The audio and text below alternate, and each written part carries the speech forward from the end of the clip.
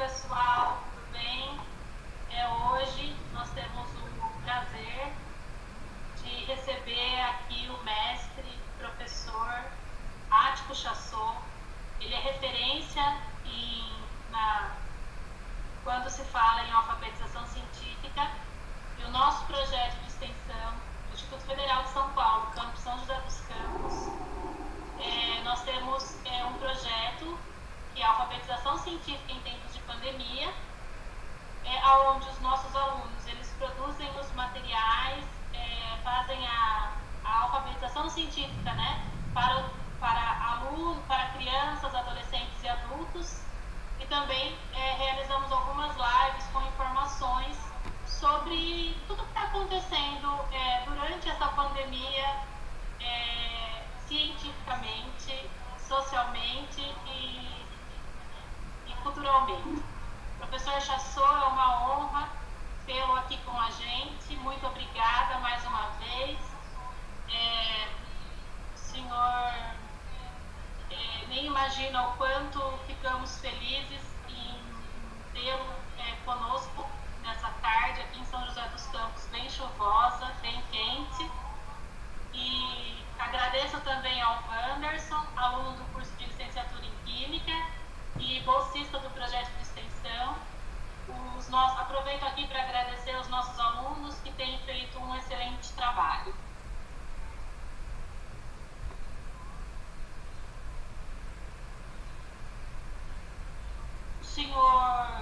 Agradeço a todos que estão participando. O senhor, já posso começar a passar o slide, professor? Eu vou falar um pouco. Senhor, pode falar então, professor.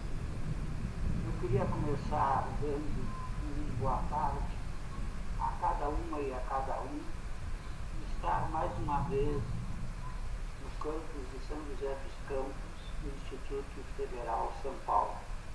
Eu tenho sempre muita alegria quando eu falo com os índios, porque eu vejo um trabalho completamente diferenciado e importante que eles estão fazendo em termos de educação. Particularmente com o IFE São Paulo, eu já tive em vários campos, ao vivo e agora virtualmente. Então é bom, pela segunda vez esse ano, estar aqui com vocês.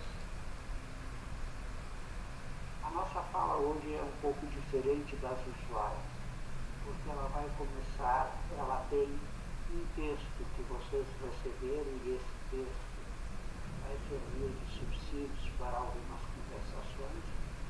Mas antes do texto que nós vamos trabalhar, eu queria trazer uma outra alternativa de fazermos alguma coisa. Eu, desde agosto do ano passado, portanto, há um ano e meio quase, eu tenho em todas as minhas falas começado elas de uma maneira completamente não usual. Eu trago um antídoto às políticas do meio ambiente do atual governo. Isso eu vou fazer aqui. Por isso que essa fala vai ter um momento que eu e a professora Maria Tereza vamos usar slides, e depois de fazer o prelúdio, eu vou fazer a palestra da discussão de texto, como combinado, e depois voltamos a fazer um pós-fácil a encerrar a fala. Bom, pode passar o primeiro. Professor, será que o senhor pode aumentar um pouquinho o volume do seu microfone, por favor?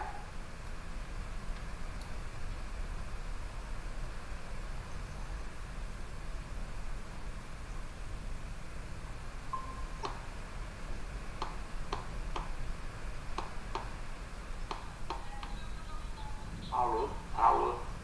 Melhorou? Melhorou, excelente, professor, muito obrigada. Wanderson está compartilhando? Está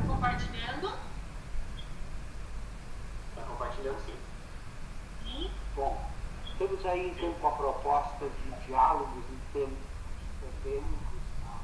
A Maria Tereza já explicou quanto vocês estão fazendo esses diálogos em termos acadêmicos, uma contribuição de fazer alfabetização científica. Eu tenho chamado esse tipo de encontro diálogo de aprendentes, porque nesse diálogo de aprendentes não tem alguém que ensina e o outro aprende, mas todos ensinam e aprendem juntos. Isso deve ser uma das experiências que vocês têm também no trabalho de vocês. Eu queria chamar a atenção a dois logos, além do logo do Instituto Federal São Paulo. Eu tenho ali dois logos que eu queria referir. O primeiro era a REAMEC. É um pool de mais de 30 universidades e institutos federais da região norte e tem como meta formar doutores em ensino de ciência e matemática para a região amazônica. Então, nessa situação, eu, por exemplo, já formei uma doutora em Parintins, já formei uma doutora em Manaus, uma doutora em Sinop, um doutor em Barra do Garça, atualmente tem uma doutoranda no Acre, essa é uma das minhas inserções na Amazônia. A segunda, eu sou professor visitante sênior da Unifesp. A Unifesp é a Universidade Federal do Sul e Sudeste do Pará. Eu, no ano passado, fui 11 vezes a Marabá, onde está essa universidade, morando em Porto Alegre. E aí eu tive uma semana em Marabá. Esse ano isso aconteceu só uma vez, eu fui no começo de março. E aí não fui mais, e vocês sabem por que eu não fui mais, porque ninguém mais foi. Eu queria então lembrar essas duas instituições que fazem presentes na Amazônia. Agora, eu já comentava antes de começar, que o Wanderson me comentou que essa, a live de hoje não é uma live qualquer, é uma live muito especial. Vamos passar por isso. Aqui vocês têm logos, o card que foi de convite, e passa pela seguinte, por favor. Agora vocês estão vendo ali, e essa é a 88ª live que eu faço. E é a última de 2020. Foi um convite. E eu fiz a primeira live no dia 13 de maio, em Brejo Santo, no Ceará. Eu quero dizer para vocês, podem me chamar, podem me chamar, eu não sabia bem nem o que era uma live, desde o pessoal da Universidade Federal do Caribe me convidou para fazer uma live. Aí eles me disseram que eu queria. Então eu fiz a primeira, em maio eu fiz mais 3, depois em julho com ali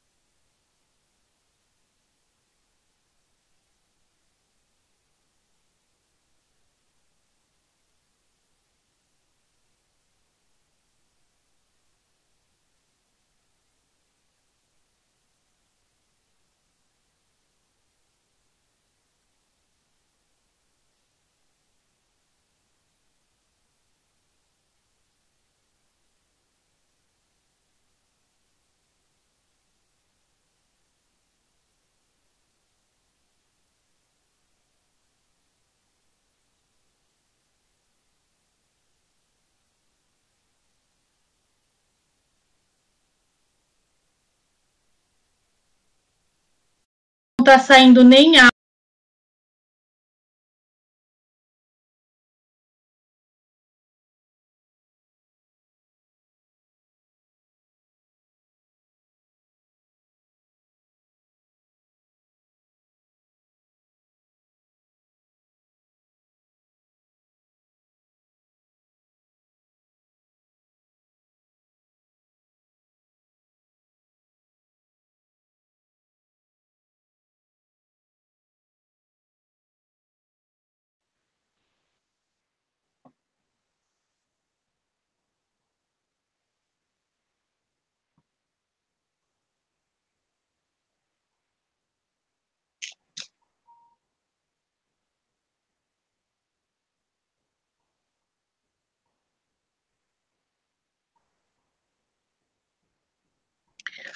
Oi,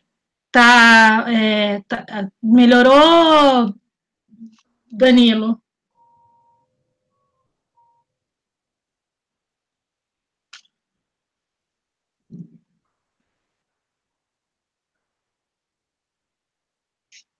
Podemos continuar, Danilo?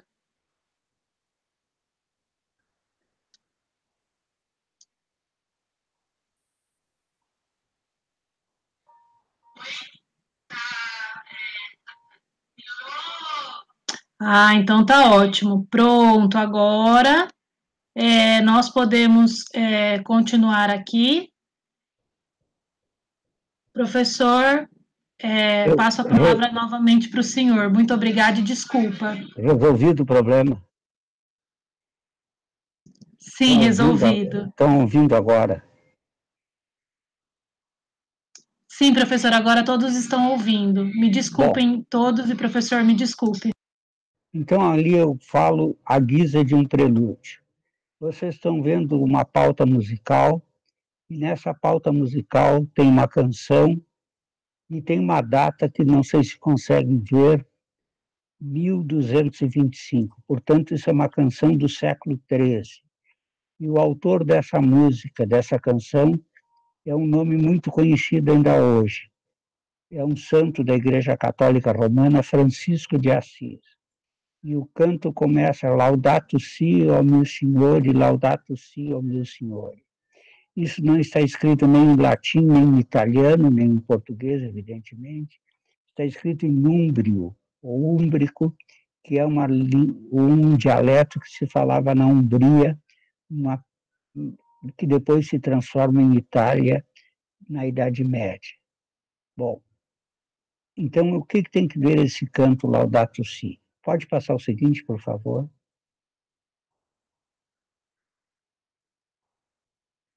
Tu não está no modo de apresentação, tá ainda. Mas, agora sim. No dia 18 de junho de 2015, portanto, há um pouco mais de 5 anos, sem que muitos de nós não percebêssemos, houve como um terremoto em uma casa dita comum. E o nome desse terremoto pode passar? Laudato Si. Aquelas mesmas palavras que vocês viram na canção, se chama esse dito terremoto na casa comum. E que terremoto é esse? Pode passar. É a encíclica do Papa Francisco acerca do cuidado de nossa casa comum. Eu tenho que fazer uma observação muitíssimo importante. Eu sei que eu estou no Instituto Federal, portanto, uma escola laica. Eu não estou fazendo proselitismo religioso. Eu nem pertenço à Igreja do Papa, eu tenho uma grande admiração por ele, eu acho que é um dos poucos líderes mundiais que nós temos hoje, e essa encíclica dele é o melhor documento que eu conheço sobre cuidado com o meio ambiente. Eu não conheço melhor. Eu dizia há pouco para vocês que eu tenho mestrandos e doutorandos em Marabá, e eu digo uma tese de mestrado, uma dissertação de mestrado, uma tese de doutorado, na região amazônica, que fale sobre o cuidado que nós temos que ter com o planeta Terra, que não falar na Laudato Si está fora de propósito. Esse é um documento importantíssimo, não é um documento religioso, é um documento acerca do cuidado da nossa casa comum, e a nossa casa comum é o planeta Terra.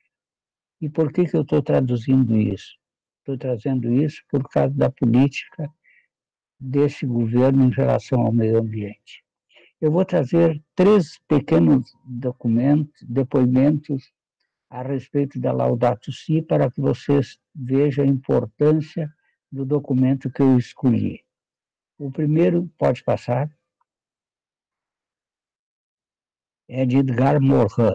Edgar Morin, e aqui antes de dar o depoimento dele, eu gostaria de contar-lhes que na manhã de quarta-feira eu tive uma grande emoção. Eu vi uma live com o Edgar Morin, que tem 99 anos e meio. Ele nasceu no dia 7 de junho de 1921, portanto, ele vai fazer 100 anos daqui mais uns meses. Ele falou durante quase 1 hora, sem nenhuma anotação, sem nenhuma demonstração de cansaço, ao contrário, entusiasmado. Eu fiquei muito emocionado vendo isso, e eu queria repartir isso com vocês. E para ele nem é de fé católica, ele é de fé judaica. Ele diz que a Laudato Si é talvez o ato número 1 de um apelo para uma nova civilização. Esse é o depoimento de Edgar Morin que eu trago para vocês. Um outro documento, pode passar, por gentileza, Maria Tereza, é do então secretário-geral da ONU, quando a encíclica foi publicada. Ban Ki-moon, ele diz o seguinte: com a encíclica papal, as mudanças climáticas devem ser tidas como uma questão moral. Eu acho que só essa afirmação, que nós temos que cuidar do meio ambiente e das mudanças climáticas que estão havendo, é um bom exemplo para nós termos em nós uma questão moral. Trago um terceiro depoimento, pode passar, é de uma brasileira, e é Márcia Hirota, que é diretora executiva da Fundação SOS Mata Atlântica. Olhem o que essa brasileira diz. A encíclica papal vai direto ao ponto ao criticar com detalhamento e de maneira contundente o nosso atual modelo insustentável de desenvolvimento. Com um texto claro e de fácil acesso, traz ainda uma contribuição sem precedentes à mobilização de toda a humanidade, e não só dos católicos, nas questões ambientais e por um mundo socialmente justo e ambientalmente equilibrado. Parece que eu não precisaria trazer mais nenhum argumento para vocês, para convencê-los quanto é importante esse documento, que trata principalmente da degradação que se está fazendo no meio ambiente. E quando nós olhamos as políticas do atual governo, parece que essa encíclica pode ser um bom antídoto. Pode passar o seguinte.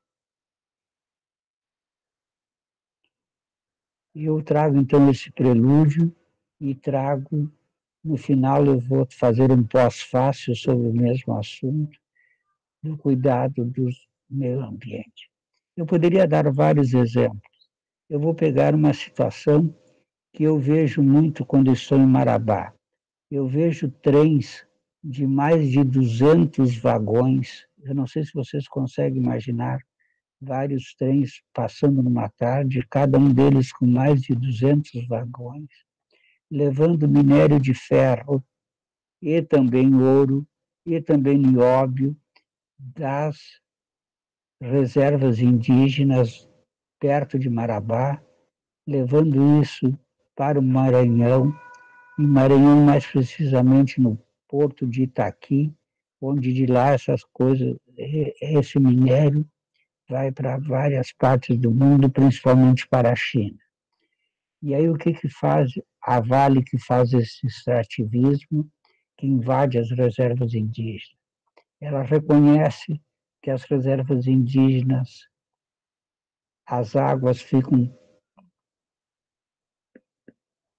prejudicadas, ficam envenenadas, as terras, as plantas. Então, ela paga um dinheiro para os indígenas. Com esse dinheiro, o que eles fazem? Eles compram carros que eles não precisam, alimentos que não estão nem acostumados a comer e não sabem nem o que fazer com as embalagens depois, mas a Vale tá perdoada porque ela pagou para estragar. Eu digo que isso se assemelha mais ou menos às indulgências que tem na Igreja Católica Romana. Tu peca, aí tu recebes uma penitência para fazer e tu estás perdoado. Então, assim faz a Vale. Isso vale também para os agrotóxicos.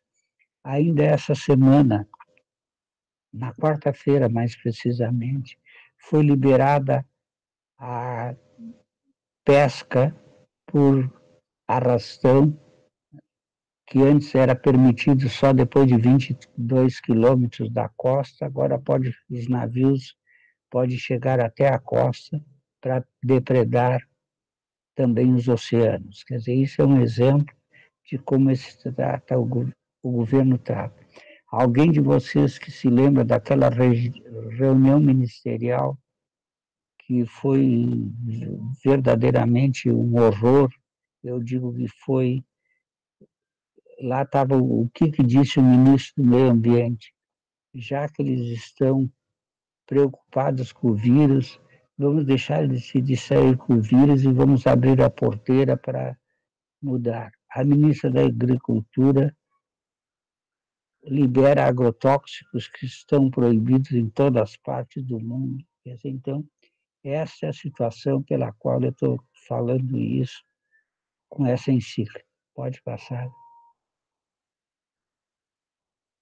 Agora, então, começamos, depois desse prelúdio, eu disse que eu volto no pós-fácil, a palestra, a discussão, palestra não, a discussão do texto que nós tínhamos combinado. Então, agora podemos tirar os slides e vamos conversar, cada um contando como é que leu, o que encontrou no texto e que perguntas poderia fazer sobre o texto. Eu queria começar fazendo uma colocação para ver sobre o texto agora. Eu não sei quais são os critérios que, em geral, nós dividimos os livros numa biblioteca. Se a gente tem livros para dividir numa biblioteca, tem vários critérios. Pode ser de autores nacionais, autores estrangeiros, pode ser disso ou daquilo. Mas, em geral, quando se fala em livros, uma divisão que todos conhecem, todos fazem, muitos usam, é dizer é ficção e não ficção. Concordo que essa é uma colocação, se é ficção ou não é ficção. A minha pergunta é se alguém poderia me responder se esse texto que vocês receberam para ler, Diário de Aprendentes, é um texto de ficção ou um texto de não ficção. Eu, por exemplo, aqui na minha casa, eu tenho 2 pisos, cerca de 4.000 livros. Aqui em cima só tem livro de não ficção, que é livro de estudar. Lá embaixo são os livros de ficção, são os romances. E esse texto que eu trago para vocês, a pergunta é um texto de ficção ou não ficção? Quem será que se habilita a dar a primeira resposta? Quem se habilita pode ser, inclusive, aparecer a figura, não, professor? A pessoa que vai falar, ela abre a câmera e fala.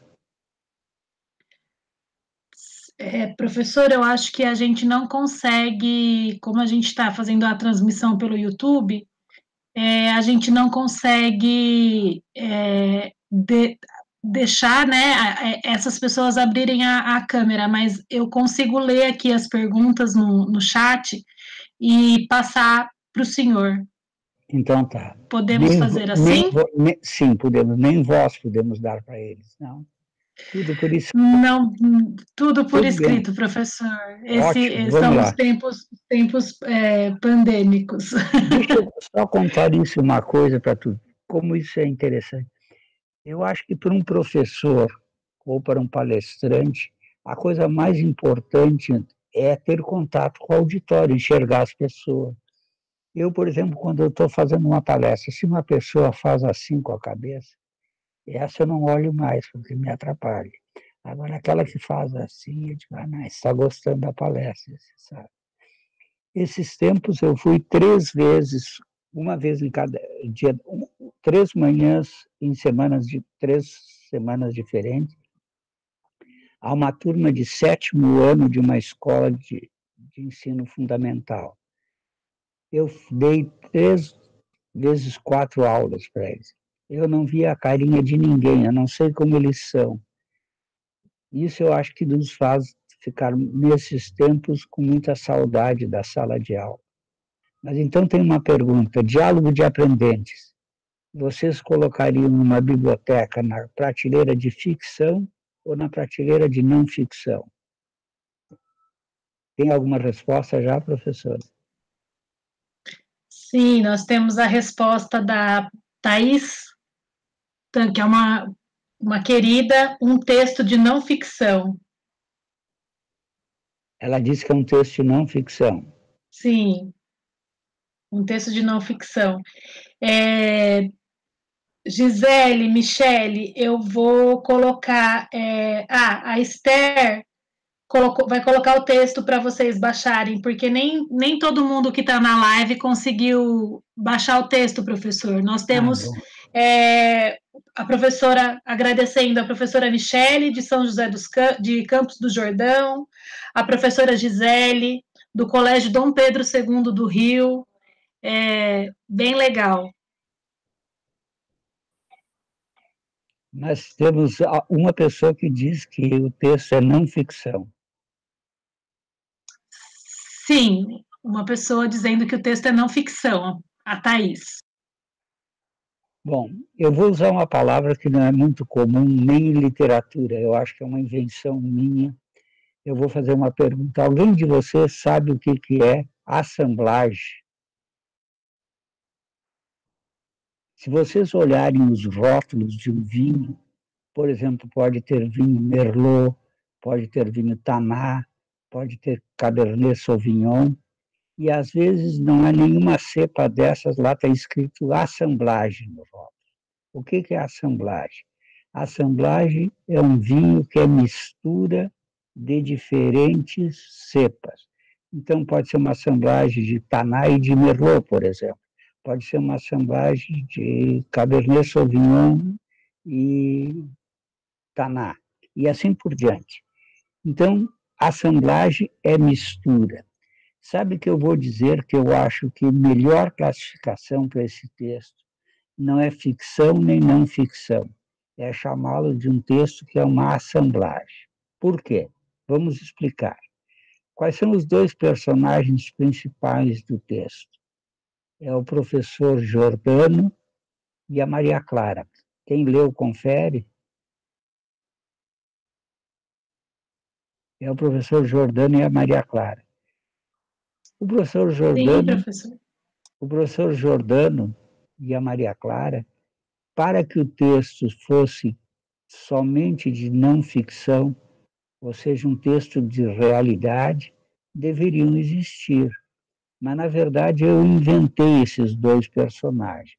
Eu inventei como?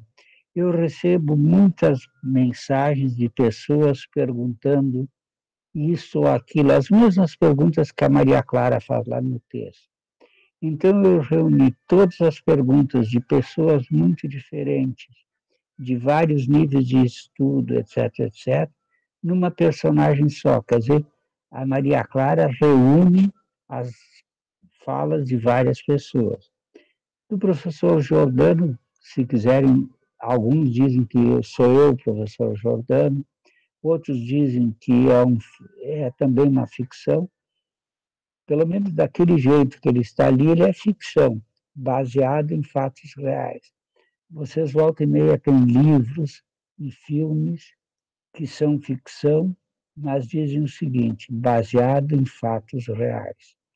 O livro que eu estou lendo atualmente se chama A Bibliotecária de Auschwitz. Auschwitz é aquele campo de concentração na Polônia. E está escrito assim no livro: A Bibliotecária de Auschwitz, embaixo. baseada em fatos reais. É uma menina de 14 anos que estava no campo de concentração de Auschwitz e levava livros escondidos na sua blusa. Eu não vou cometer um spoiler. Levava livros escondidos para as outras pessoas que não tinham o que ler. Então, por isso ela é chamada. É baseada. Existiu. É claro que o narrador, quando fez isso, ele acrescentou muitas coisas diferentes. E por isso vai. A mesma coisa eu fiz com esse diálogo de aprender. Mas eu estou vendo que parece que muito poucos leram o texto, e talvez a gente pudesse abrir, não de perguntas só sobre o texto, pode fazer perguntas que não sejam sobre o texto. Confere, Maria Tereza? Podemos fazer perguntas que não são do texto. Sim, professor, mas nós temos algumas perguntas. Eu tenho. O Wanderson, ele já tem algumas perguntas sobre o texto, né, Wanderson? E também já tem algumas perguntas aqui que são sobre o texto também, professor, de alguns alunos e participantes que conseguiram ler o texto que estava disponível no site do nosso campus.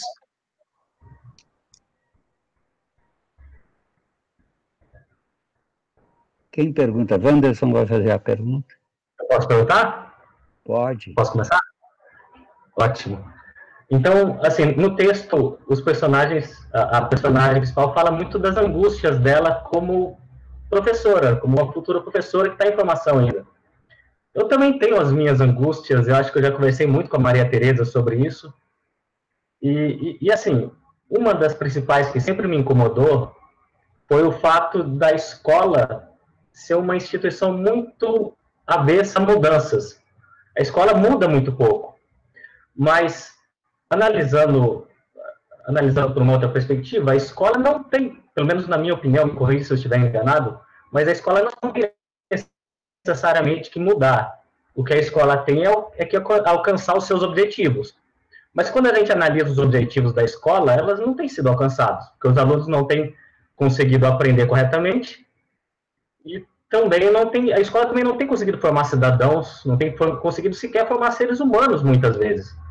Então, assim, a partir dessa constatação, a gente percebe que a escola, sim, precisa mudar. Mas por que a escola não muda? E qual seria o primeiro passo para essa mudança da escola? Será que começaria pela formação do professor? Bom, excelente a pergunta. E, mais uma vez, nós temos que olhar por primeiro a história. Quando é que começa a escola do jeito que nós temos ainda hoje? A escola que nós temos, essa escola que tu com muita propriedade disseste, que não muda ou que custa mudar, ela é um presente do final da Idade Média, no começo dos tempos modernos. Deixa eu contar um pouco a história. No século XVI, quando já está terminando, se eu perguntasse para alguém quando é que terminou a Idade Média, quando é que começaram os tempos modernos, alguém diria, a Idade Média terminou com a descoberta da América, em 1492. Uma boa resposta. A Idade Média terminou com a queda de Constantinopla. Ótimo. A Idade Média terminou com a invenção da imprensa, também.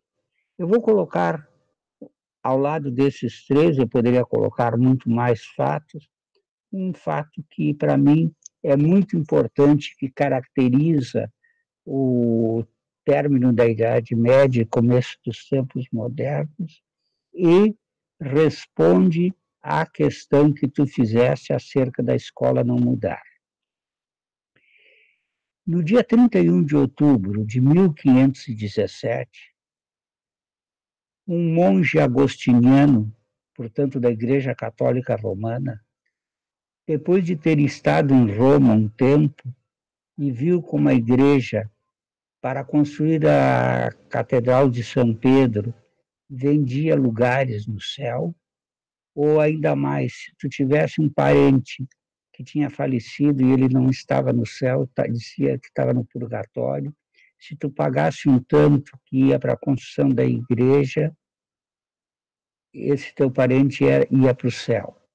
Tem que recordar que estamos na Europa no século XV para o XVI, ou XVI para o XVII, por aí nesse período, e aí nós vamos ver que a Europa não conhece a América foi descoberta no final do XV, a Europa não conhece praticamente nada do norte da África, e muito menos do Ocidente, do Oriente, perdão.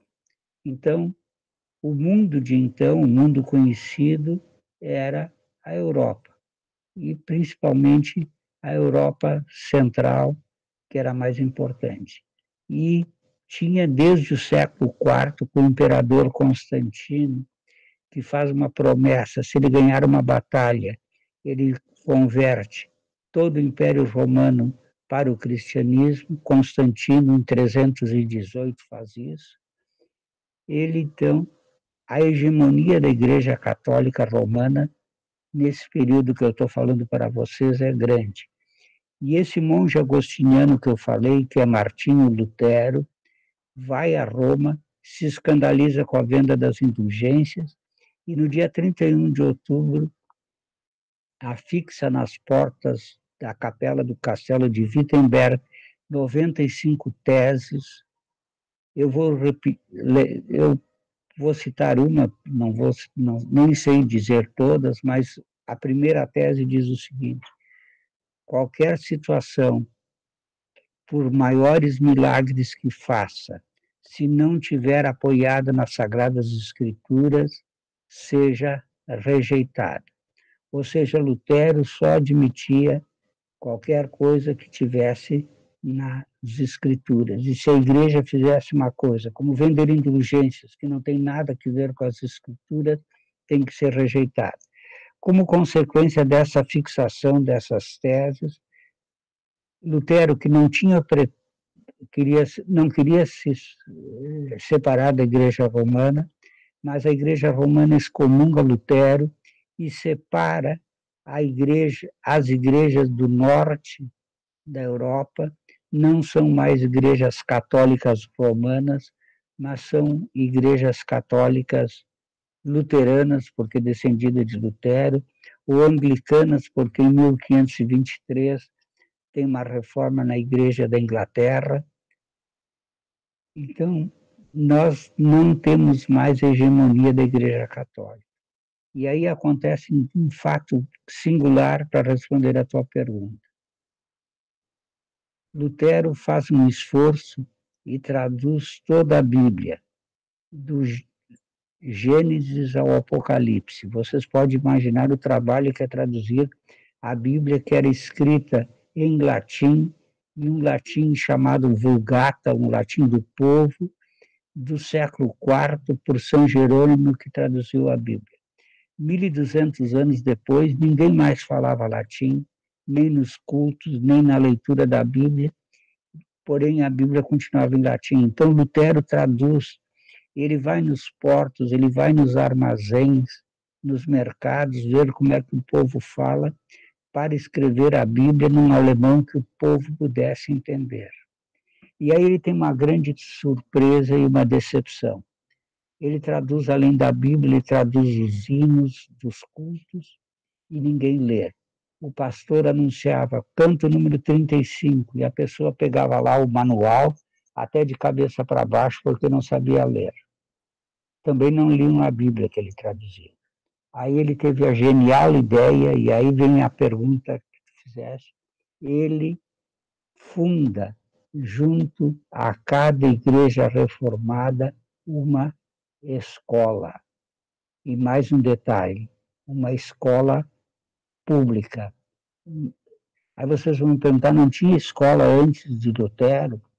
Tinha universidade já no século XII, mas a universidade do século XII, que era baseada na igreja, e mesmo eram escolas privilegiadas para algumas pessoas que tinham dinheiro para pagar um tutor, etc. Escola pública não tinha. A escola pública começa com Lutero, desse fato que eu falei. Então, agora nós temos escola. Agora, tem um detalhe importante que está na tua pergunta. Essa escola nasce na igreja. E qual é a marca da igreja? A igreja é marcada, eu vou usar uma palavra que não é muito fácil para todos, é marcada pela ortodoxia, ou seja, é o que está no livro sagrado. Se nós pegarmos os três grandes monoteístas das três religiões abraâmicas, o judaísmo, o cristianismo e o islamismo, são os três maiores monoteísmos. Eles têm uma outra coisa em comum muito importante. Qual seria? Os três podem ser considerados as três religiões do livro. O judaísmo tem a Torá judaica, que é o Gênesis, o Êxodo, o Levítico e o Número, e ali tem as coisas como tem que ser. Se tu não disser a coisa como está ali no livro sagrado, tu estás dizendo uma coisa errada. O cristianismo tem a Bíblia, o islamismo tem o Alcorão.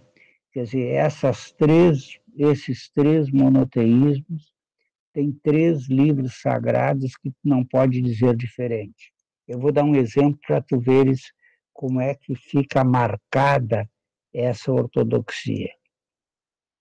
Eu uma vez estava dando aula e acidentalmente falei o seguinte, disse em aula, pois é, Jonas foi lançado ao mar e aí foi engolido por uma baleia. Aí um aluno protestou, professor, não foi assim como o senhor está contando. Eu digo, como é que foi? Bom, aí ele contou a história mais completa e realmente faz diferença o que eu disse, ele diz. Jonas foi mandado pregar em Nínive, mas Jonas diz, o povo de Nínive é muito inteligente, eles não vão me ouvir. Então ele, em vez de ir para Nínive, ele vai para Tarques, que é uma cidade em direção oposta. Ele está viajando num navio para Tarques e começa uma tempestade, e o comandante do navio diz, alguém de nós desobedeceu a Deus e por isso que tem essa tempestade e todos nós vamos morrer. Aí Jonas, que era um cara muito legal, disse, olha, o culpado sou eu desobedeci a Deus, eu estou nesse navio que eu não devia estar.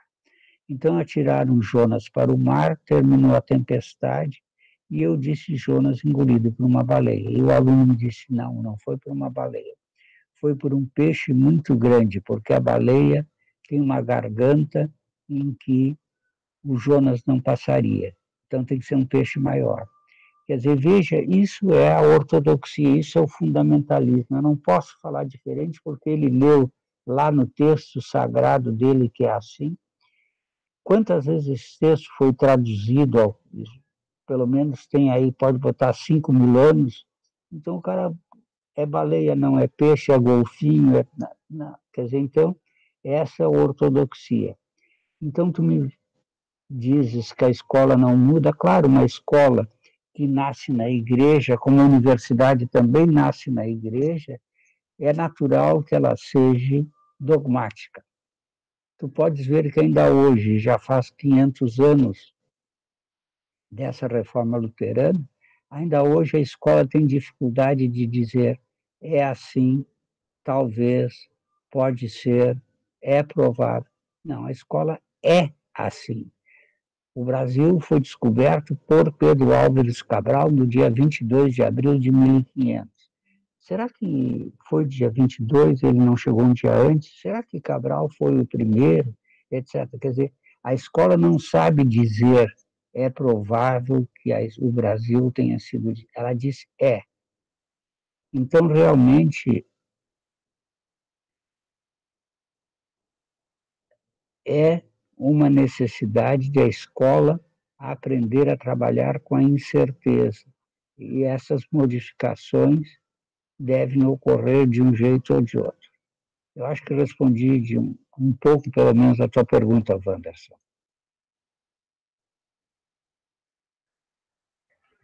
Sim, respondeu sim. Professor, mas a partir dessa dificuldade da escola mudar, como nós podemos fazer para que isso ocorra? Qual seria o primeiro passo para uma... Eu sei que é difícil, eu sei que a gente ainda está muito preso a um pensamento do passado ainda, mas como fazer a escola mudar? Porque, como eu falei, é difícil, mas é necessário. A partir de então, como nós, professores, conseguimos fazer essa escola mudar? Eu acho que com essa pandemia, nós aprendemos uma coisa muito importante na escola que nós não tínhamos visto. Tu te das conta, e cada um dos que estão me ouvindo se dão conta, que quando começou a segunda quinzena de março, de repente todos nós fomos, por decreto, colocados como pessoas que tivessem expertise em educação remota. Os pais, os irmãos mais velhos, os avós, as empregadas domésticas, todos tinham que estar ali para ajudar essas crianças que nunca tinham ouvido falar na vida em educação remota. Muitas tinham recém conhecido há uma semana ou duas os seus professores, agora tem que falar com o monitor, com o tablet, onde eles têm expertise para ver historinhas, para ver joguinhos e para ver coisas outras, e aquilo se transforma num objeto da sala de aula. Então, eu acho que é uma das coisas que nós vimos é que é muito mais complexo, é muito mais difícil dar aula do que o governo decretar agora todo mundo vai fazer educação à distância. Não é impossível fazer educação remota, claro que dá, mas eu vou pegar duas situações. Eu tenho que dar uma aula sobre história da ciência num curso de mestrado ou num curso de doutorado. Olha, amanhã tu vai ter que dar essa aula sobre as revoluções científicas, falar em epistemologia da ciência. Agora, amanhã eu vou ter que dar uma aula num quarto ano do ensino fundamental, em que eu vou ter que explicar para os alunos de um quarto ano do ensino fundamental, por exemplo, o fenômeno da respiração. Por que nós temos que respirar? À distância, fazer isso. Vou dar uma aula de natação, uma aula de educação física à distância. Quer dizer, tem conteúdos que se prestam e vocês vão de convir que quanto maior a faixa etária, é mais provável, é mais fácil de dar aula remota. Agora, lá no ensino fundamental, ou até na educação infantil, pergunte para a professora Maria Tereza, as suas meninas, a menina que tem 3 anos, se ela vai na educação infantil, se isso não é muito mais complexo do que dar uma aula para vocês na licenciatura. Quer dizer, então, vamos ver como é que essas coisas se dão.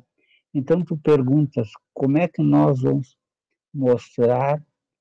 Eu acho que a primeira coisa, mesmo que o pastor, ministro da Educação, diga que fica professor aqueles que não servem para qualquer outra profissão, não conseguem ser médicos, não conseguem ser engenheiros, não conseguem ser advogados, então ficam professores, segundo o ministro da Educação, mesmo que ele diga isso.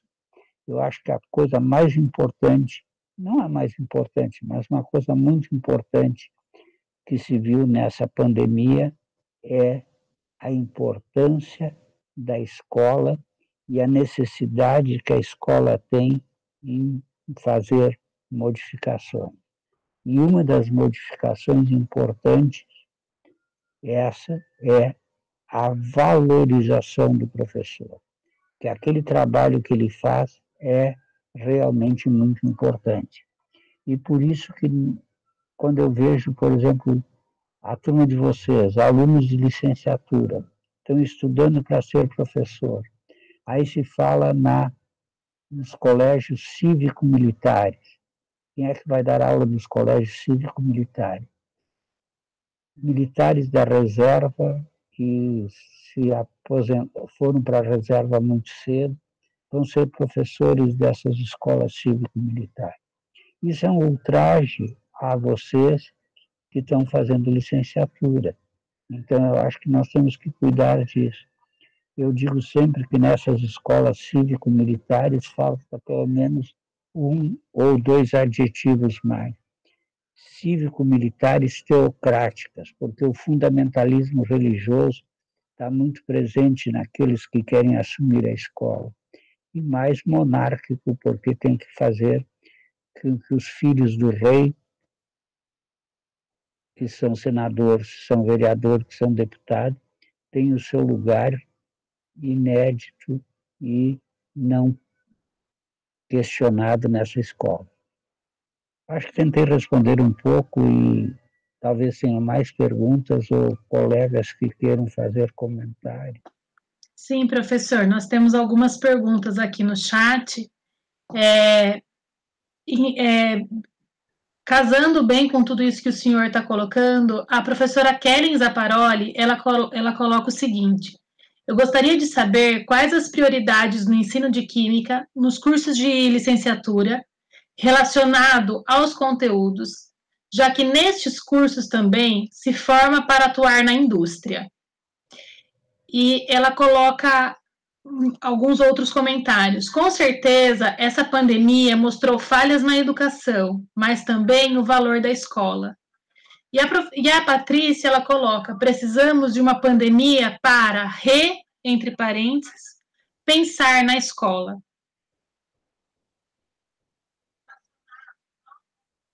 Bom, duas perguntas que eu vou tentar responder.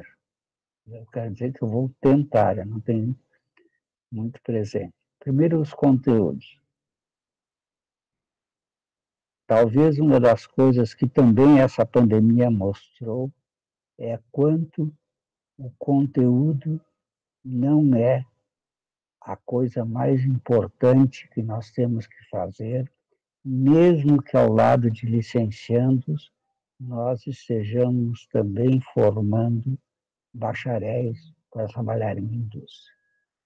Existe um fenômeno novo que não existia, ou pelo menos não era muito frequente, há uns 2 ou 3 anos atrás, talvez nem se falasse nisso, que é o problema da youtuberização. Qualquer assunto de química, de física, de biologia, de astronomia ou de qualquer outra coisa que eu tenho que dar numa aula de amanhã, eu provavelmente vou encontrar no YouTube uma aula muito melhor do que a minha, com mais técnica, com mais recursos. Então, aí pergunta, mas e o conteúdo? Não dá para formar um professor crítico sem o conteúdo? Claro que não. Pode ter conteúdo, mas não há necessidade que esse conteúdo, primeiro, seja aquele que está nos livros, ou seja aquele mesmo que esteja na base curricular nacional. Tem outras coisas. Eu vou dar 2 exemplos. Se alguém me dissesse, olha, eu tenho que dar aula de química num curso de licenciatura, mas também tem bacharéis, eu não sei bem o que eu vou ensinar, não sei se eu falo sobre isótopos, isóbaros, isótomos. Bom, o que tu recomenda aí? Ia perguntar ao cara. Eu digo, olha, bom, primeiro, ninguém precisa aprender o que são isótomos, isóbaros, isótopos. Por quê? Porque isso não serve para nada. Serve para responder algumas perguntas no vestibular, no Enem. Talvez. Agora, eu acho, se alguém dissesse, olha, eu tenho 2 aulas por semana, só poucas aulas, o que eu vou ensinar? Eu digo, olha, trabalha a reação de combustão e trabalha a reação contrária da combustão, que é a reação, o fenômeno contrário de produção do oxigênio e consumo de CO2. Faça isso.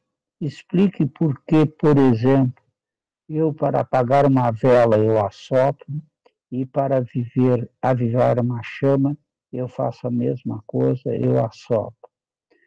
Por que eu faço isso? Como é que eu comparo a reação de combustão com a reação de fotossíntese. Como é que se dá essa produção? Como é que faz isso? E essas coisas, vocês dizem, isso dá para dar em 1 hora. Dá para dar em 1 hora, mas dá para dar bem discutido num semestre inteiro. Então, isso é um exemplo de assuntos que são importantes serem trazidos para a sala de aula e discutir essas coisas. Eu disse, isso é um exemplo, a gente poderia ter outra coisa. Eu queria colocar uma segunda linha de pesquisa nessa direção de formação de professores que a gente pode fazer.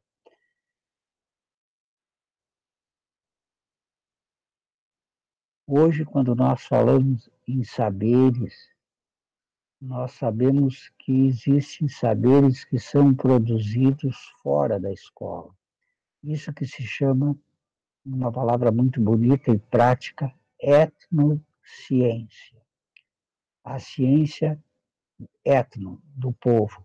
Eu posso falar em etnomatemática, em etnofísica, em etnoastronomia, em etnoquímica. O que é isso?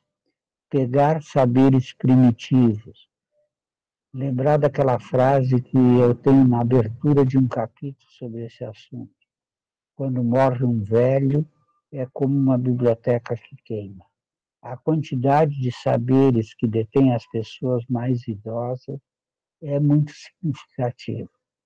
Existe uma linha de pesquisa que tem uma pergunta genérica, e nessa pergunta genérica eu posso fazer dezenas de outras perguntas específicas.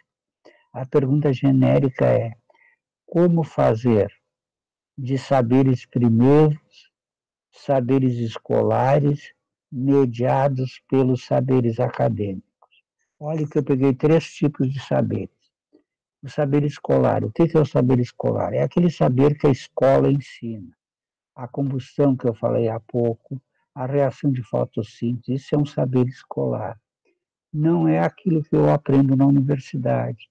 Na universidade eu aprendo outros saberes e aprendo como fazer deles saberes escolares. Transmudar o conteúdo.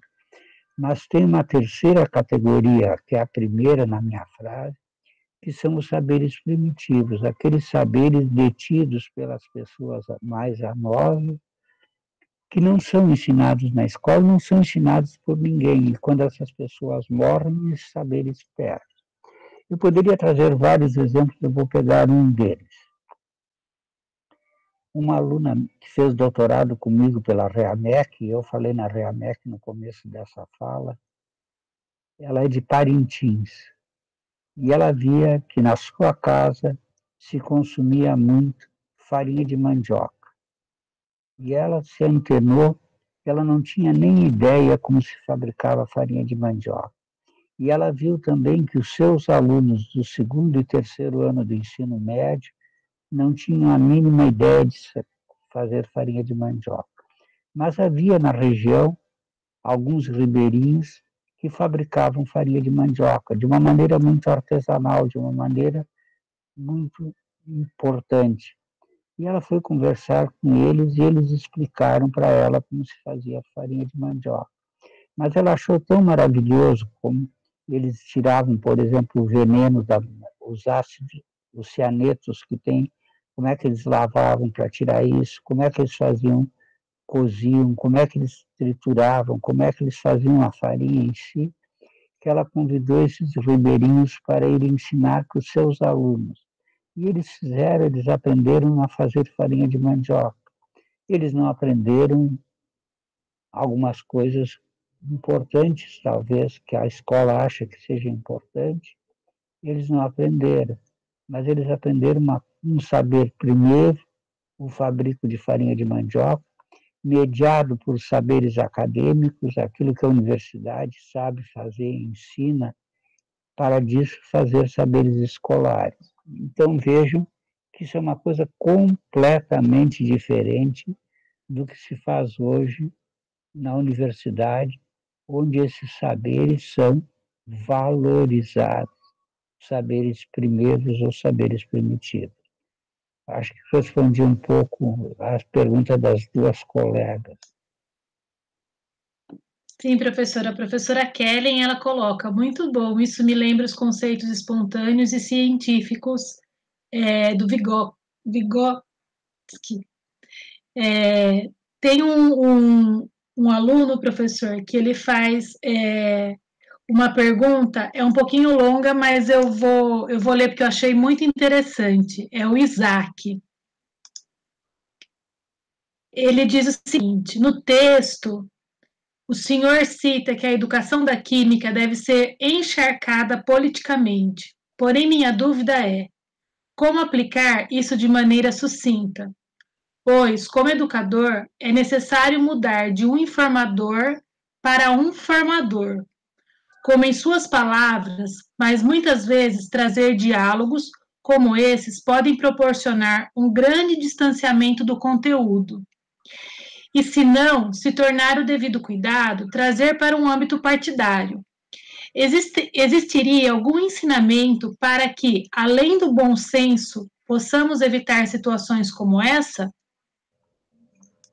Bom, realmente o Isaac pegou o assunto bem posto, bem colocado. Vamos tentar comentar um pouco com o Isaac. Primeiro, um pouco uma coisa de história pessoal.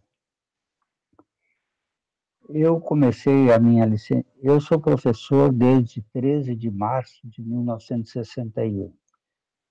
E no ano de 1962 eu entrei na licenciatura em Química, não vou contar toda a história aqui, porque é bonita demais para agora, mas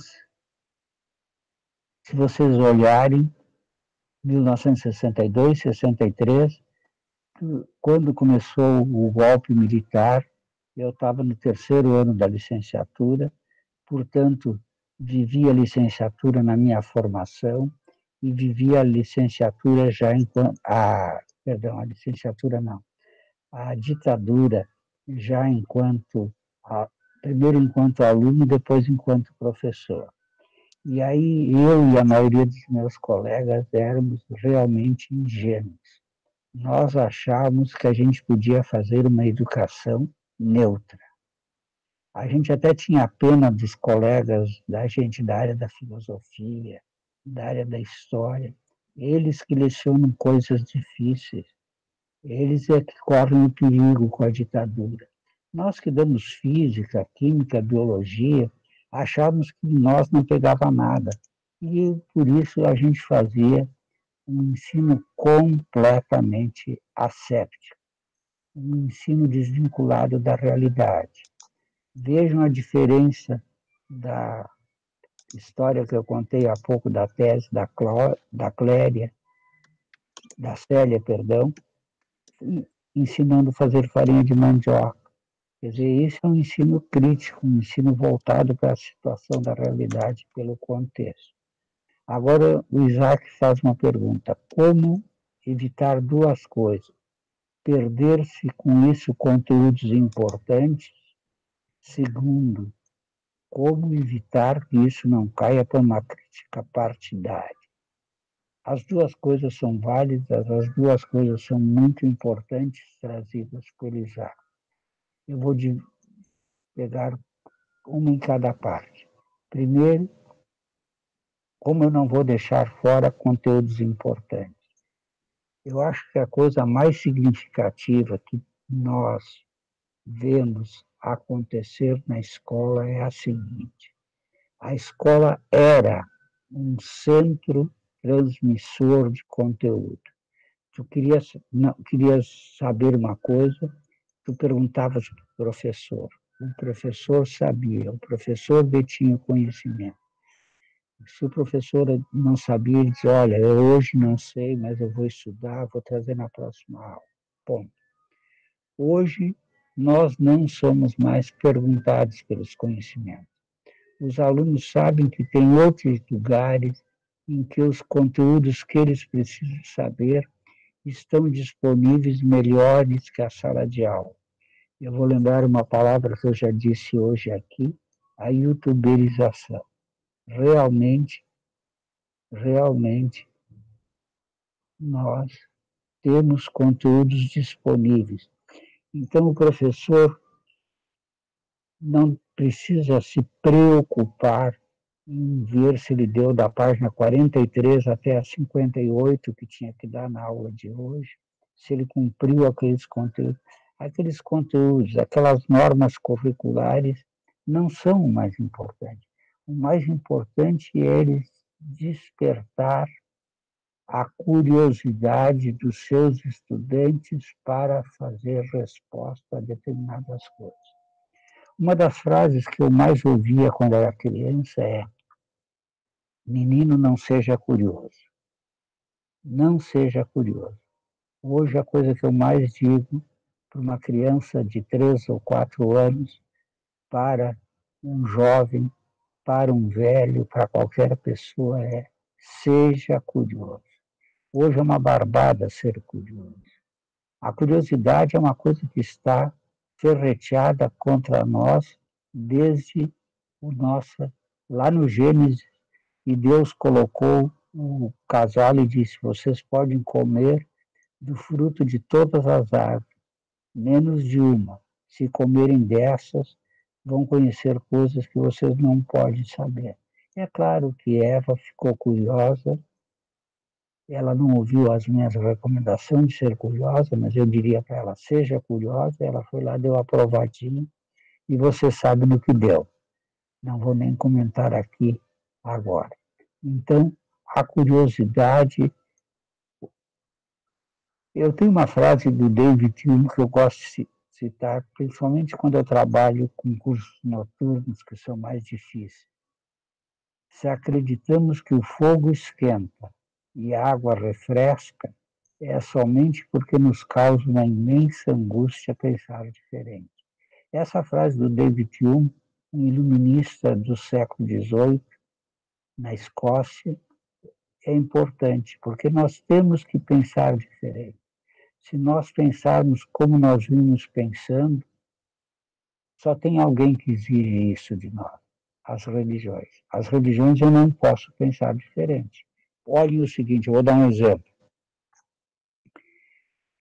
A Trindade é uma das coisas muito queridas pelos cristãos. Então tem Deus Pai, Deus Filho. Eu acho que a terceira pessoa da Santíssima Trindade, ser uma pomba, não fica elegante. O Espírito Santo tinha que ser uma mulher. Então teria Deus Pai, Deus Filho e Deus Filho. Olha, se a minha Trindade não ficaria muito mais simpática, muito mais bonita como uma mulher na Trindade. Claro que eu não posso nem jamais imaginar propor, porque isso é uma verdade, é um dogma. E nos dogmas nós não podemos mudar. Então, eu acho que nós temos que despertar a curiosidade dos estudantes. Ele deve ter vontade de saber uma coisa que ele não sabe. E hoje vai lá no YouTube. Hoje nós temos a coisa mais democrática que existe na disseminação do conhecimento, que é a Wikipédia. Eu não sei se tem alguém que está me ouvindo que é de uma época de uma enciclopédia, que as enciclopédias eram coisas caríssimas em suporte papel.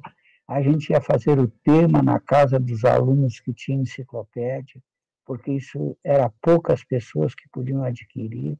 Essas enciclopédias, num instante, se desatualizavam, porque as coisas mudam. A Wikipédia tem uma fantástica atualidade. Alguém diz: lá pode mudar as coisas.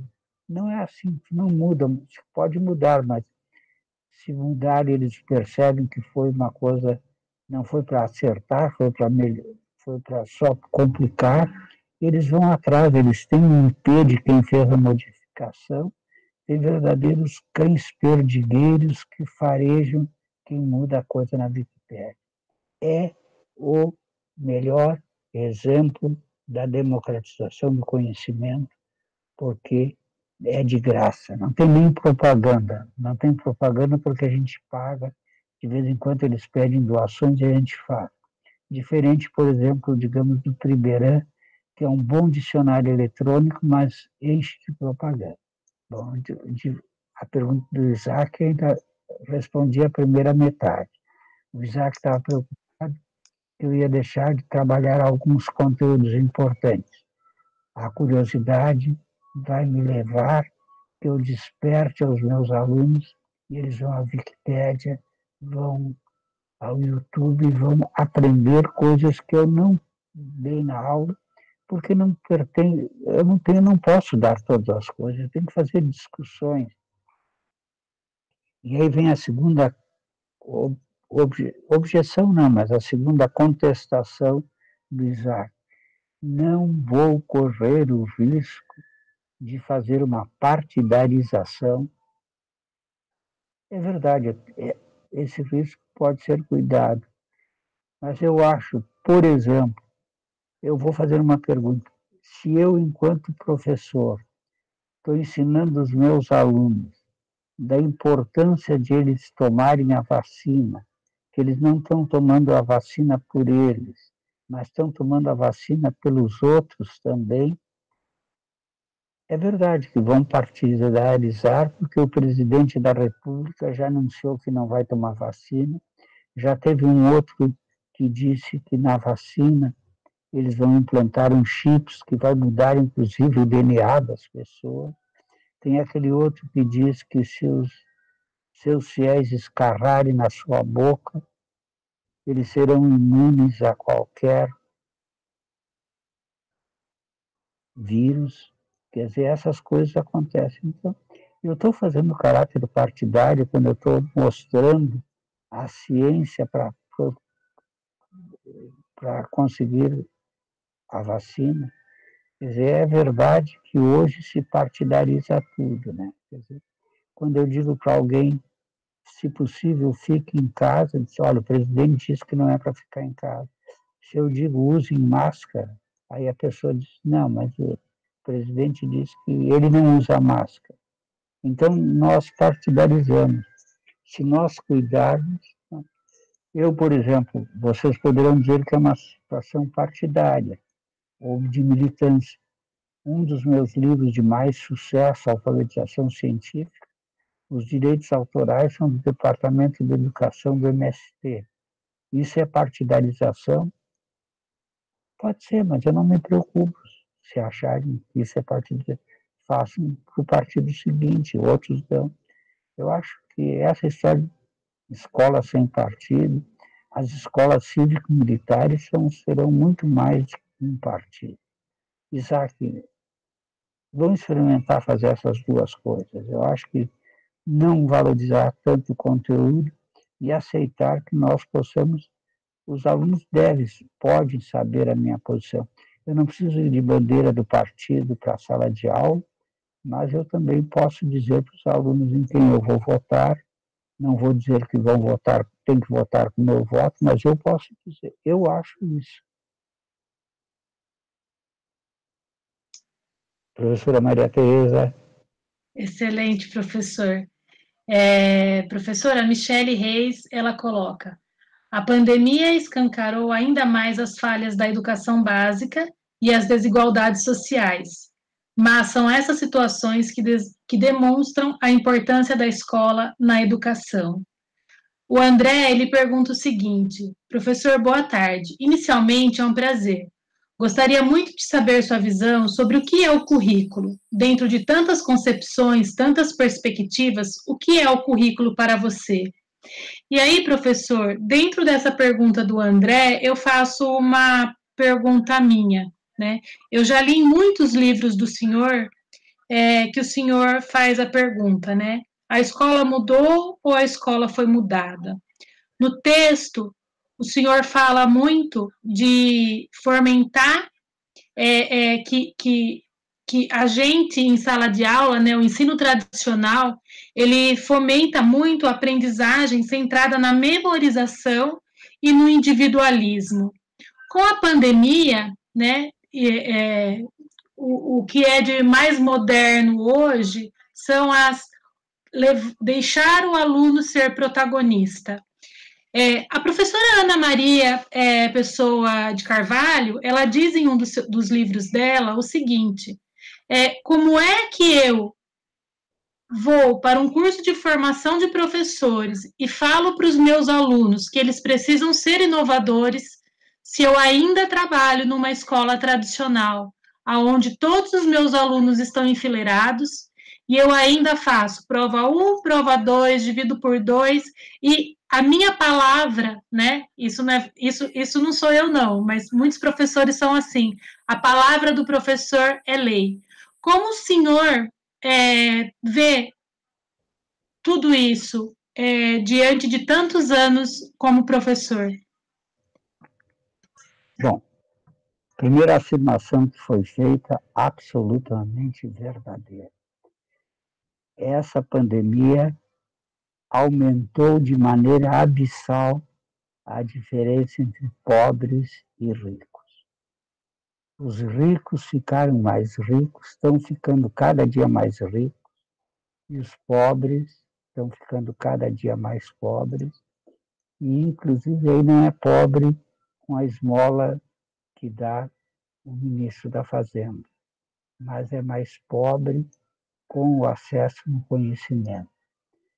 Vocês podem imaginar a seguinte situação: uma aula, vamos imaginar uma aluna do sexto, sétimo ano de ensino fundamental. Ela está matriculada numa escola, ela recebe uma lista de exercícios que ela precisa fazer e remeter a resposta pela internet, mas na sua casa não tem internet, na sua casa nem sempre tem energia elétrica. Como é que ela vai fazer os temas? A outra, quando começou a pandemia, os pais compraram para cada um dos filhos um computador, fizeram um home office, um escritório para trabalhar em casa, com todo o conforto. Quer dizer, podem até ser alunos da mesma escola, mas olhem as quantidades de diferença que tem entre um e outro. Então, essa é uma situação muito importante. Quantos pobres ficaram mais pobres porque perderam acesso ao conhecimento. Isso se cometeu injustiças muito grandes sobre isso. Bom, a trazida que tu fazes de um texto da Ana Maria Pessoa de Carvalho é oportuna porque se a gente pergunta se a escola mudou ou foi mudada, a gente provavelmente é uma situação de voz ativa, aliás, perdão, voz passiva e não é voz ativa. Se a frase fosse a escola mudou, isso seria voz ativa. Quando eu digo a escola foi mudada, é voz passiva. Então, realmente é uma situação de voz passiva. Por quê? Porque a escola, e eu estou lembrando a primeira pergunta trazida pelo Wanderson, a escola é origem na igreja e, como tal, conservadora, como são conservadoras as igrejas. As igrejas são um bom exemplo do conservadorismo. Então, isso. Bom, agora a pergunta final acerca de o que é o currículo para mim.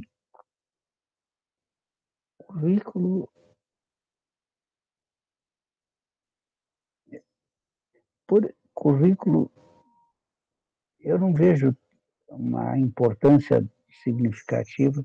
É claro, a coisa que eu sempre pergunto, quem é que define o que eu tenho que ensinar? Por que eu tenho que ensinar isso e não aquilo? Quer dizer, é alguém que, com mais autoridade que eu, fez a base curricular nacional e isso tem que ser ensinado. Eu acho que não é por aí o caminho. O caminho é eu saber descobrir coisas que agradem aos estudantes. Aí alguém diz, mas se eu tenho 30 estudantes em sala de aula, eu vou ter que... Cada um tem um gosto diferente. Aquilo que eles têm gosto diferente, eles vão pesquisar sozinhos e um dia vão fazer um seminário na escola em que cada um vai contar o que aprendeu de diferente que não estava previsto, que não estava no currículo, etc. E nós temos que ter a alternativa de estimular os professores.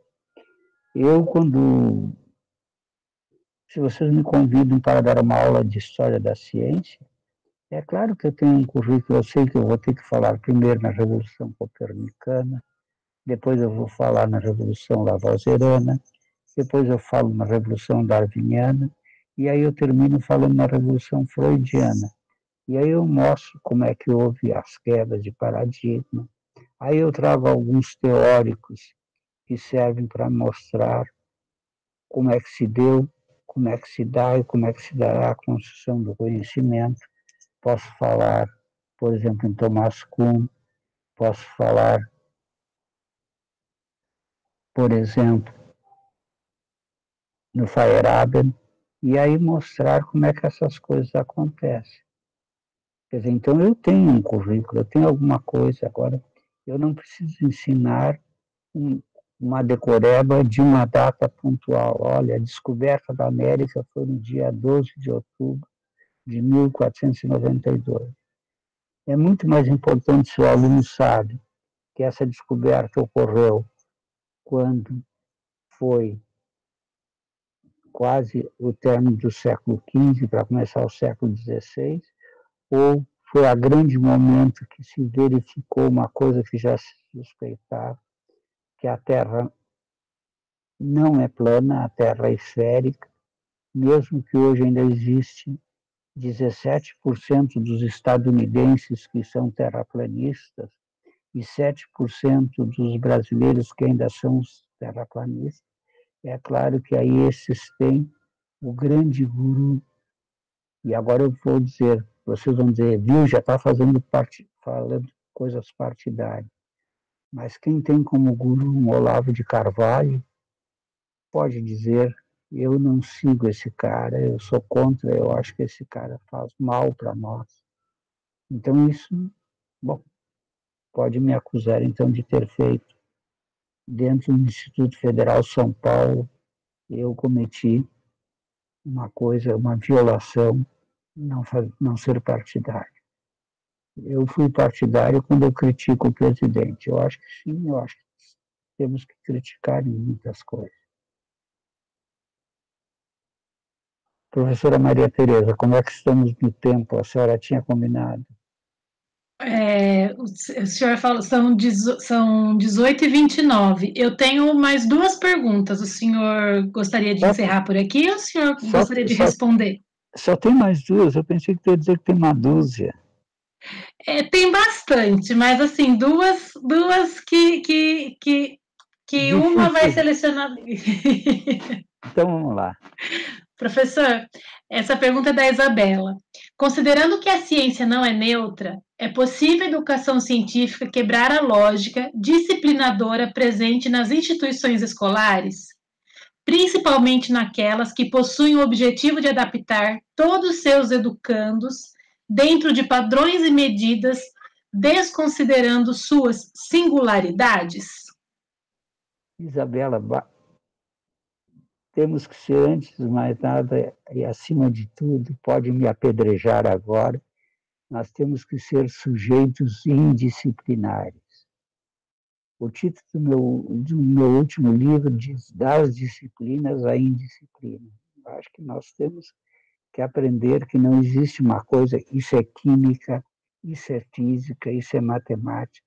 Existe uma coisa que se chama ciência, que pode. Não tem nenhum fenômeno que seja só químico ou só físico. Então, acho que ser disciplinares. Primeira pergunta deu, a segunda.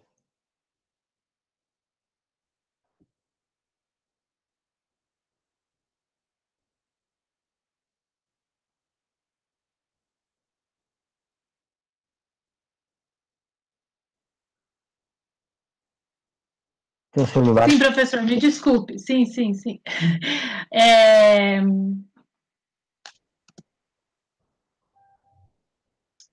Aqui, essa é a pergunta da Thaís. A primeira pergunta da Thaís seria: ao longo desses últimos anos, nós vemos uma discussão intensa sobre a etimologia e tradução das expressões ecoculturação, alfabetização e letramento científico. Qual a sua opinião sobre a escolha de termos letramento da BNCC ao invés, me perdoe, da alfabetização científica? Bom, para mim essa é uma discussão, vamos dizer, que não leva a nada, não é importante.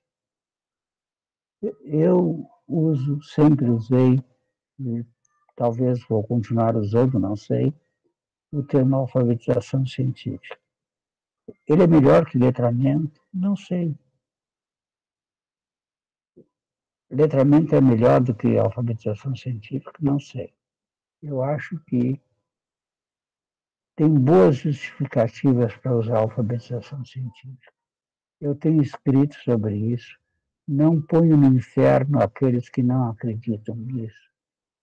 E a gente, assim como para a alfabetização científica, tem várias coisas que há exigências que nós mudemos e nos aperfeiçoemos.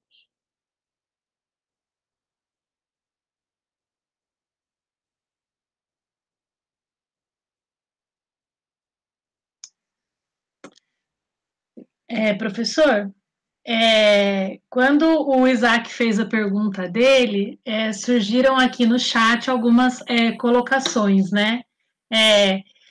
De fazer um ensino político e não partidário, né?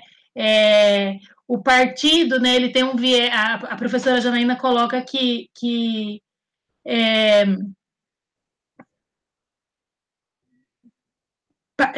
só um minutinho. Necessariamente é partidário, mas todo ato humano é político. Aí, partidos têm um viés e diretriz eleitoral. Específicos partidos fazem acordos, mudam a ideologia, dependendo do interesse vigente. Política é macro, faz toda parte da vida em sociedade. Entender que todos os nossos atos têm consequências e são influenciados socialmente. E aí uma pessoa faz uma pergunta: como não avaliar se a escola exige de nós a avaliação por nota? Eu também levanto essa questão, e os meus alunos, né, o Wanderson pode falar bem isso, eu sou muito contrária à avaliação por nota, por prova, né? Eu sempre digo que prova, para mim, não prova nada. Ainda mais hoje, na era ensino remoto, né, que o Dr. Google responde tudo, professor. Qual é o seu ponto de vista sobre isso? Bom, em primeiro lugar, ratificar sem mudar uma vírgula a colocação que foi feita em relação a partidário e político. Claro, foi muito bem posto, político é a nível macro, é estar numa sociedade política. Partidário, o nome já diz, é dividir um grupo em partes. Então, tem os democratas e tem os republicanos, são duas partes. No Brasil, nós temos isso bem marcado. Porém, uma das coisas que se pode dizer, primeiro, é um número muito grande de partidos. Eu acho que devia de ter no máximo uns 3 ou 4 partidos. E cada partido ser diferente um do outro. Se estão igual, vão para o mesmo partido. Mas partido é parte. Bom, quanto à nota. A coisa que para mim é mais difícil é brincar de Deus e fazer julgamento. Então, olhar para uma prova e dizer, esse aluno é 8, esse aluno é 7. Eu concordo com vocês, com os que colocaram, e com a tua própria colocação, Maria Tereza, dizendo quanto quanto essa avaliação com nota é quase que lotérica. Bom, agora eu vou ter que dar um 8, bom, agora esse aqui vai ser 7. Esse cara torce para o mesmo time que eu, é um cara legal, 9. Esse cara aqui tocou flauta esses dias que o Grêmio ganhou, perdeu, então 5 para ele. Quer dizer, eu não sei, claro que os professores não são assim, mas essa é uma das dificuldades que nós temos hoje.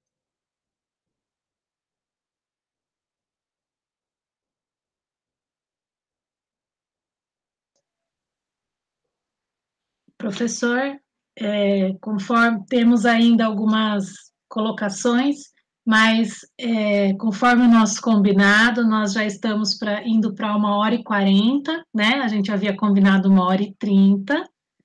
E a Márcia está colocando aqui, se for flamenguista, está aprovado. Isso aí. E eu gostaria imensamente de agradecer a todos os participantes, a todas as perguntas. Maria Tereza, só antes uma coisa. Eu gostaria de apresentar os slides finais, que eu disse que eu tinha um prelúdio e um pós-fácil. Sim, eu vou colocar para o senhor. Só um minutinho, por favor.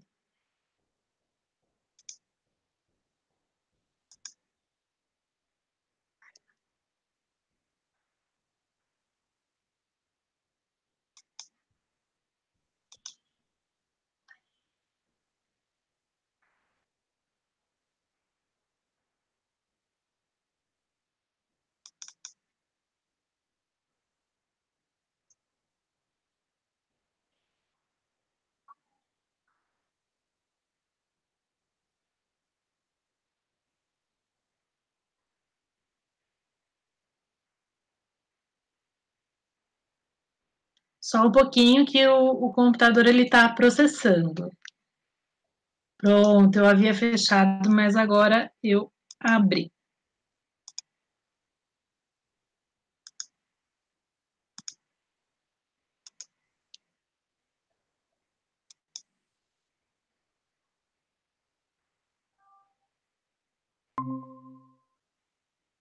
Está compartilhando, pessoal? Sim. Sim? Deixa então lá para o final. Eu te digo quando parar.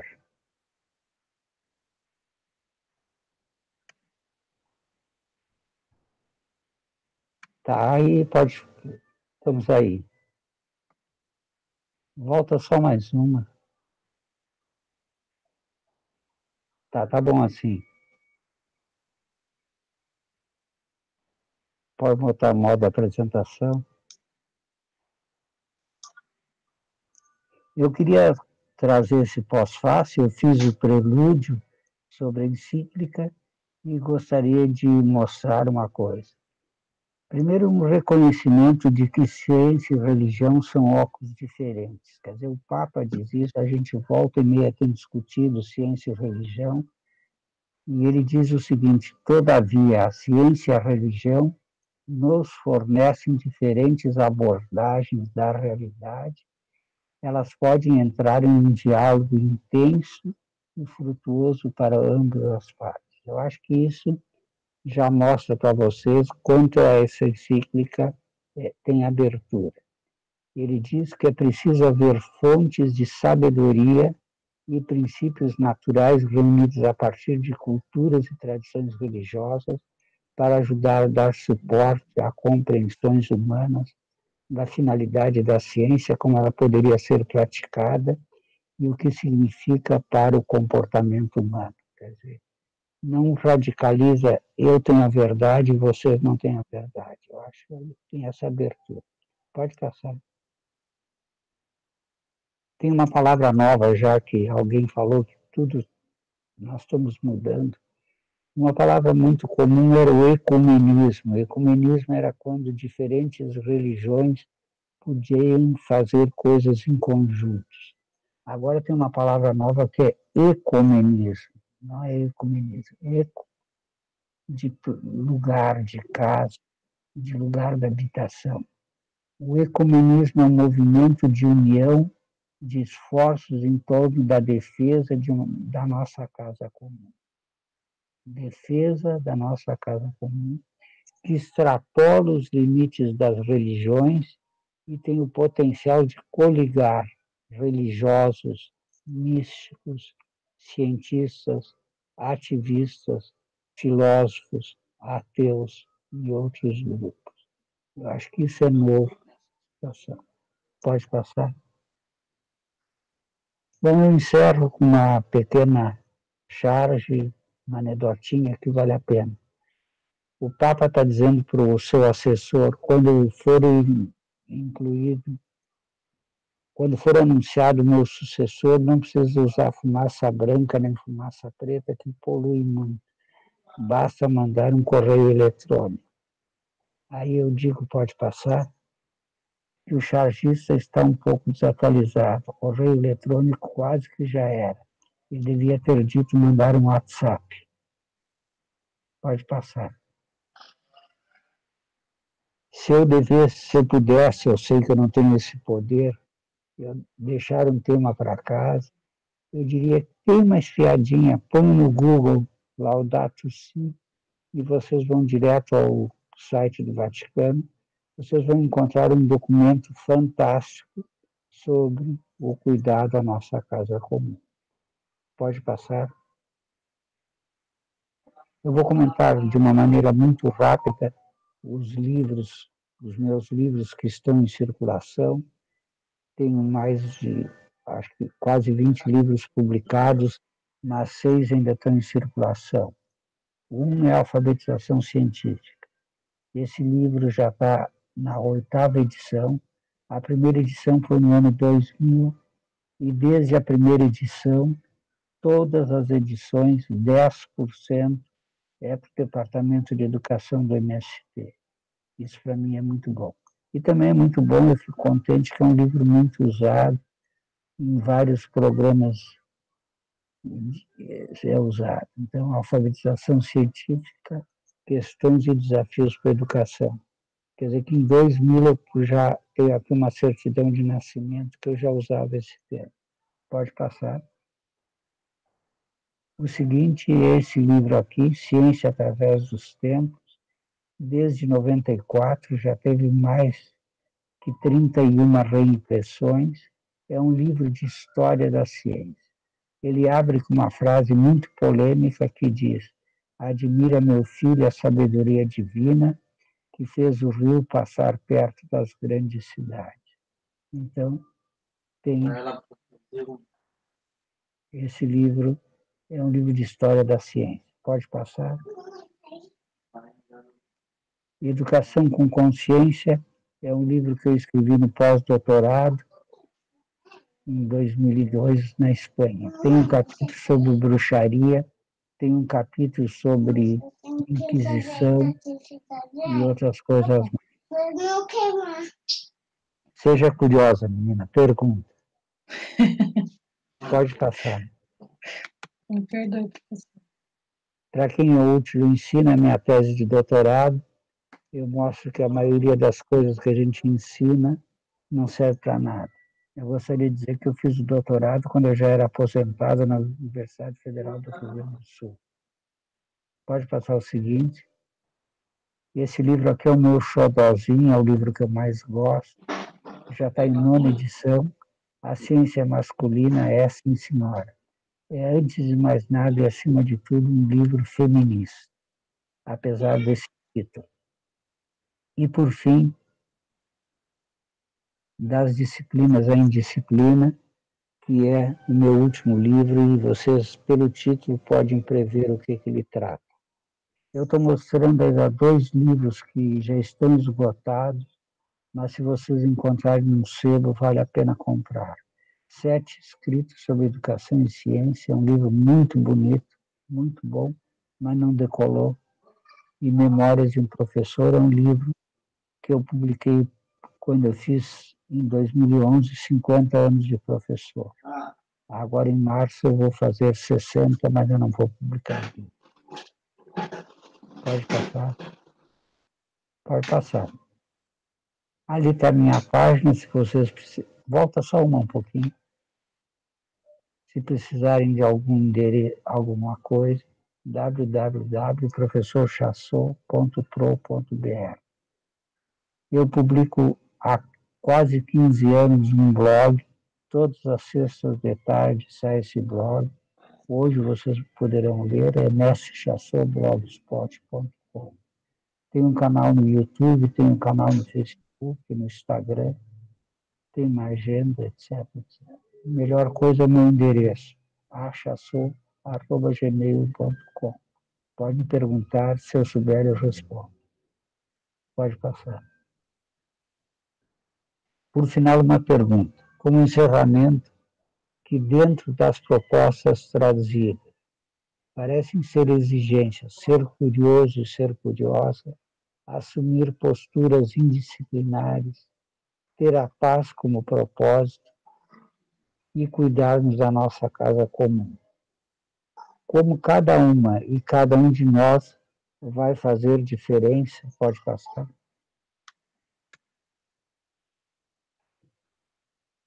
Enquanto mulheres e homens envolvidos nesse reencontro, nesses diálogos pandêmicos, nesses tempos de esperança, quais são os nossos propósitos para colaborarmos, para fazermos na construção de um mundo mais justo e de um mundo melhor.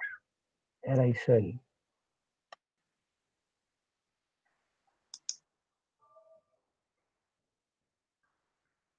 Obrigado, Maria Tereza.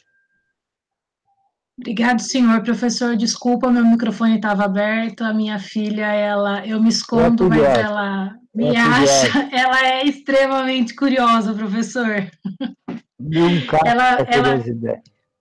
Ela já, eu estou achando super engraçado porque agora ela faz experimentos.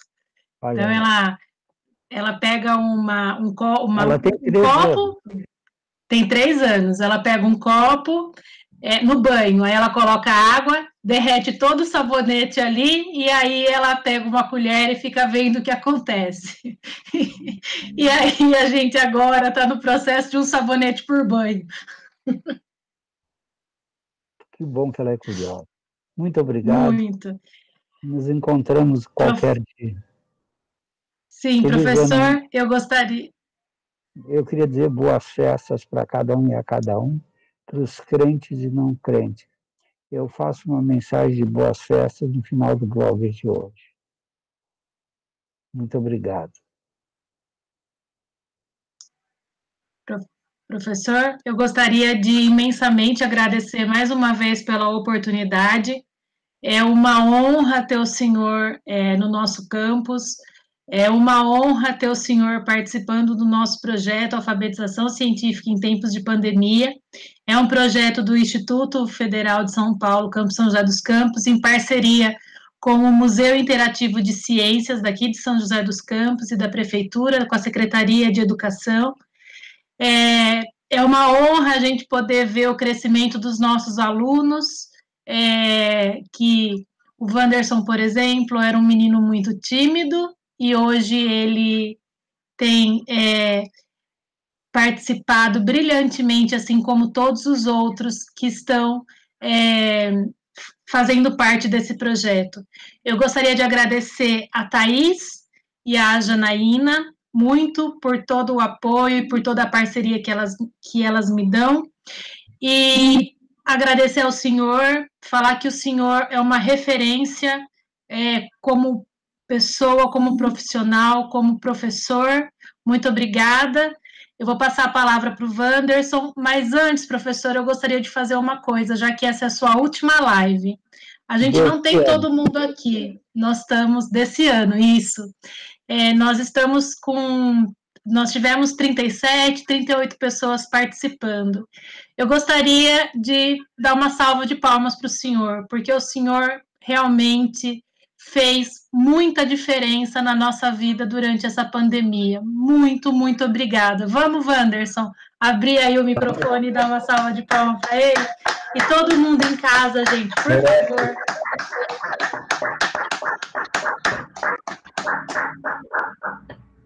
Muito obrigada, professor. Muito obrigada a todos. Eu só quero que tu me mandes o link para mim, tá? Sim, senhor professor, encaminho sim. E agradecer o apoio da Coordenadoria de Extensão, o apoio do Danilo. Muito obrigada, Danilo. Muito obrigada mesmo. E um grande abraço, um forte abraço a todos. Wanderson, muito obrigada. Então tá. Eu que agradeço. Tudo de bom. Muito obrigado.